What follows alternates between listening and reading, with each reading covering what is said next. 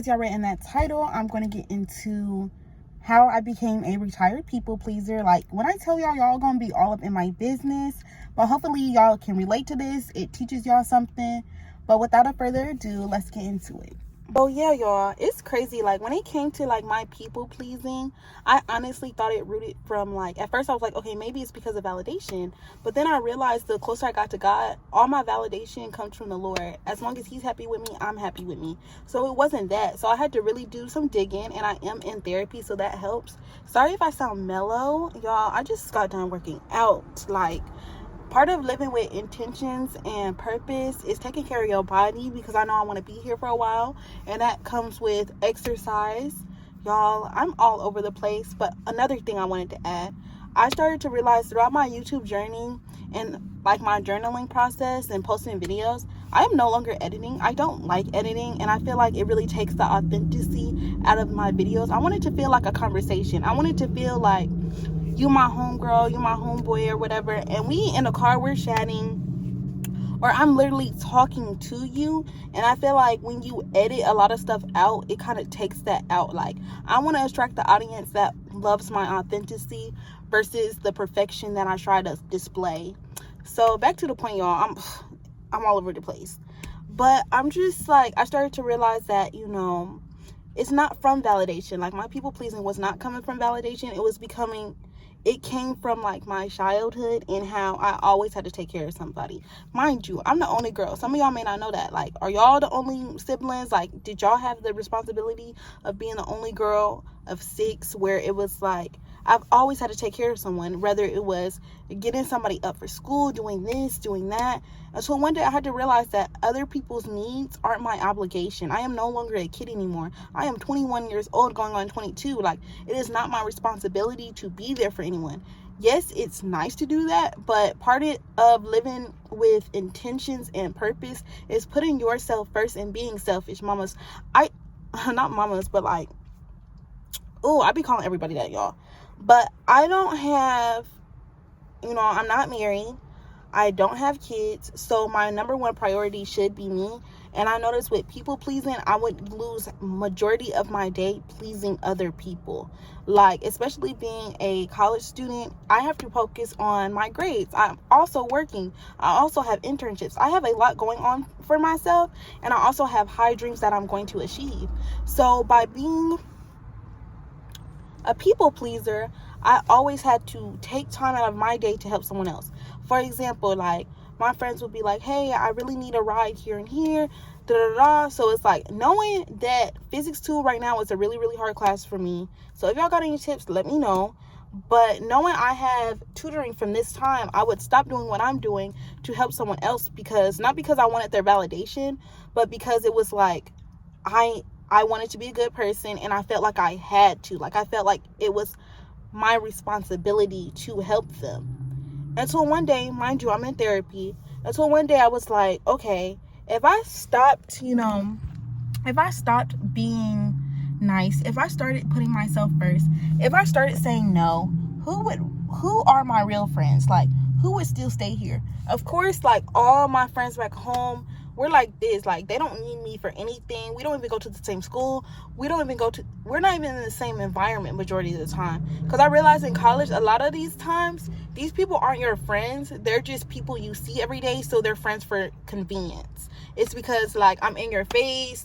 We know each other. Like, it's because of convenience. But a lot of the times with your friends back home, you may have a stronger relationship with them. It's because, one, they don't need you. They don't need a ride every day. They don't need anything from you but your company. So of course, like, I love them. Even my friends from my first school, because mind you, I'm a transfer student. So yeah, like, I had to ask myself, if I started saying no, like, who would really be here? Like, if I didn't give you a ride all the time, if I didn't say yes to this, a lot of the times it's like, mind you, before I had a car, I realized I did not have this many friends. Like, mind you, like, as of now, currently, I'm starting to, like, learn the difference between calling people your friends. Some people aren't your friends. Some people are your classmates. Some people are your acquaintances. And it's good to have those boundaries instead of using the word friend lucrative. So as of now, like, people I can consider my genuine friend in college, I would say 2 people. just 2 people. But a lot of but for the purpose of these stories, I'm just going to call them my friend, because during these times I would have considered them my friend, so we're not confused. So mind you, like, I'm holding the camera, and like sometimes I be wanting to hold the camera on with, anyway, so just ignore the moving around. So anyway, y'all, so I did like a little experiment, and I was like, okay, if I start saying no to everybody, if I stop being so available, if I just go mute, who would really be there? Who would check on me? Mind you, I'm the type of person where I check up on all my friends. I'd be like, hey, I haven't heard from you. You good? You good? You good? Like, I've always been that person, because I believe that you should give what you want to receive. You can't be like, oh, nobody checks on me, but do you check on anybody else? Clock it. So one day I went silent. Like, every time somebody asked me, I was like, no, I can't do that. No. Or sometimes I'll just be like, no. And then one day I had a few friends, I just started saying no. They never text me again. They never asked about me. They never checked on me, because once they realized that they can no longer use me, I am no longer a necessity towards their life, I had no purpose. Like, I don't know if y'all seen my poems that I posted earlier. Like, they were really, really good on shorts. Mind you, my TikTok and my YouTube is That Earthy Black Girl. I post poetry all the time, and it really relates to my situations. So if you want to really hear about like boundaries and, you know, being a people pleaser, I posted 2 amazing videos. Just go to my shorts, y'all. So yeah, like, I realized, like, dang, so because I said yes, I had friends. Because I was a people pleaser, I had friends. I don't want those type of friends. I don't want the type of friends that are only going to be my friend when they can get something out of me. I want genuine friendships where, you know, where we could just be friends, you know? And then I realized, you know, part of my journey of getting closer to God and building my relationship with Him is isolation. As in, you know, being a retired people pleaser is going to have you isolated. You're not going to have as many friends as you used to, because the friends you called your friends weren't really your friends. Those were just people that could use you. Those were just people who could gain something from you. So once you remove that, it's like, imagine you have a person where you don't really know them, but every time you see them, they give you $1,000. Every time you see them, they give you $1,000. Like, yeah, y'all may talk during the interaction, but just know every time you see that person, they're giving you money. Once that person stops giving you money, are you still going to talk to them? Are you still going to surround yourself around them? The only way you're still going to go by them is if you genuinely enjoy their company. So now I'm coming to the point where I am a little isolated. I don't really have friends where I see every single day, because of course I love my friends from back home, you know, the people here that are watching my videos. I love them, but it's not like I can see them every day. So being isolated really taught me what I value in a friendship, what I expect in a friendship, and what a good friend is to me. Like, I want a friend that we don't have to have everything in common, but I notice a lot of times in my friendships, we wouldn't have the same hobbies, and that's something that, like, I'm seeking. More so, like, I love poetry. I want to be friends with somebody that wants to explore, like, poetry, just going out or going to my spoken words. That's something that I value. Like, even if they don't like poetry, just having that support system, like, to come to my shows. That's something that I value. I also like painting. I also like doing YouTube. So not having a friend that's exactly like me, but something that I put on my list of, you know, future friends that I'm looking for is people who share maybe 1 or 2 qualities, or being surrounded by people who are passionate like me. Like, I'm a very passionate person. Like, when it comes to my career, when I want to be in life, you know, being a midwife, lowering the maternity mortality rate in Black women in America, like, what? Like, just finding more people like that. And y'all, I feel like I'm missing some key points in my notes. So not to be ghetto, I'm going to have to pause this for a second just to make sure I get all my key points out there. And then I'm going to be right back and we're going to pretend like nothing happened. I missed the 2 main points. Like, okay, so one point that I really wanted to mention in this video is how setting boundaries, not being a people pleasers, all adds to your self-love journey. Like, knowing that your time, your energy, your peace is important. Like, I know people don't like transactional people, but sometimes you got to look at life in that way. Sometimes you have to realize that, is doing this going to interfere with something that I need to do? Is doing this going to be in alignment of what type of person I want to be? Like, of course it's nice to do nice things, but reciprocation has to be there. You can't keep pouring into a cup that does not pour into you. You can't keep giving your all to people who don't care about you. Like, it's a difference between being nice to the right people than being nice to the wrong people.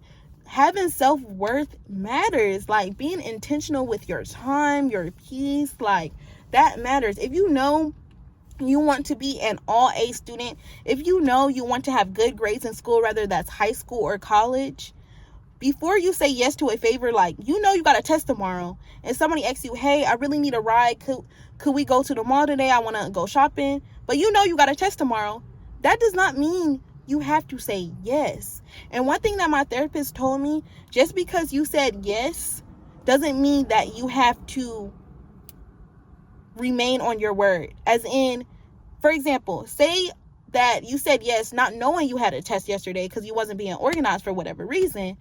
You can say no. You can be like, hey, something came up. You can say no. And if they got a problem with it, they got a problem with it. Because your right friends or the right people for you aren't going to make you feel scared for saying no. The right people for you aren't going to make you feel ashamed for saying no. The right people for you, your right friends, aren't going to be mad because you changed your mind and you no longer can pull through for them when you pull through a million times. Your right friends are going to pour back into you as much as you pour back into them. Your right friends won't have you questioning if they're your right friends. You know, just setting boundaries and being intentional with what you give your time, your energy, your purpose to is important. Like, I can't stress that enough. And just how all this ties back into living with intentions and purpose. Everything you do in your life is preparing you for your future. And it's scary to think of that in that way, but every single thing you do is either adding to the abundance of your life or it's taken away from it. Like, right now, you know, I'm in the car after walking. I love walking around in parks, just trying to get in shape, you know, through my health journey. I mean, I'm not big, but it's just, and it's nothing wrong if I was, but I just want to be more healthy. Like, I don't want to huff and puff every time I walk up the steps, y'all. I don't want to do that. I don't want to huff and puff on the way to class because I'm not used to walking. Because I'm not going to lie, like, having a car has really made me, like, I didn't gain a lot of weight, but I did gain freshman 15, and I'm not even a freshman. Because it's like, I'm relying on my car. Like, I have a class that's literally right across the street from where I live. My bad, y'all. I have ADHD. So if I jump from topic to topic, don't mind you. That's why a lot of my videos I would have to edit so freaking much because I would go from topic to topic. But just being more intentional and purposeful. Well, anyways. So just like, but yeah, like, you know, I would literally, I have a class that's like right across from where I live. I would literally drive to that class. Like, there's no way. So I just had to realize, you know, I did gain, you know, maybe 10 or 15 pounds. So just being more intentional of how I want to look and everything. Oh, that's what I was saying, y'all. That's what I was saying. I was trying to say that each step in life leads you to where you're going to be. As in, right now, I'm a college student, biology major. Every day I decide to study is preparing me to help save that baby, help save that mom. Even if it's something small, like physics 2, I'm not going to lie, it is really beating me up left and right. But physics 2 is really building like resilience, really helping me, like, when there's a problem, not giving up, keep trying no matter how hard it is. And physics 2 is really teaching me and giving me that fighting spirit that I need to help lower the maternity rates in Black women. That's not going to be an easy battle. Like, that's not going to be something easy. And physics 2, even though it's science, it's like a mixture of science and math. Even though it has, to some, it may not have anything to do with, you know, solving those rates, it's really helping me mentally. So just remember, like, before you want to say yes to someone, just remember, does that add to my purpose? Does that add to me living intentional? And one thing that really helps me is every day I like to be like, this is the agenda of the day. This is everything that I need to accomplish. So before I say yes to that favor, is that going to interfere with something that I already have to do? Just think about it. And just remember to pour into the cups that pour back into you. Not saying it has to be a tit for tat thing, but you you can't give 100% to people who give you 0. You know, you can't keep doing that, y'all. So I really hope this video taught y'all something. I really hope y'all just like me yapping. Like, did y'all like it? Like, what? Like, I just hope y'all gained something from it. Either way, I'ma still keep posting. Like, I'm using my YouTube channel really as, you know, diaries. Like, say if my future kid or kids wanna listen to this, and I use it to inspire. Even if I help one person, that means I did something good. So I really hope y'all like this video, and don't forget to be you unapologetically and freely. Thanks for watching.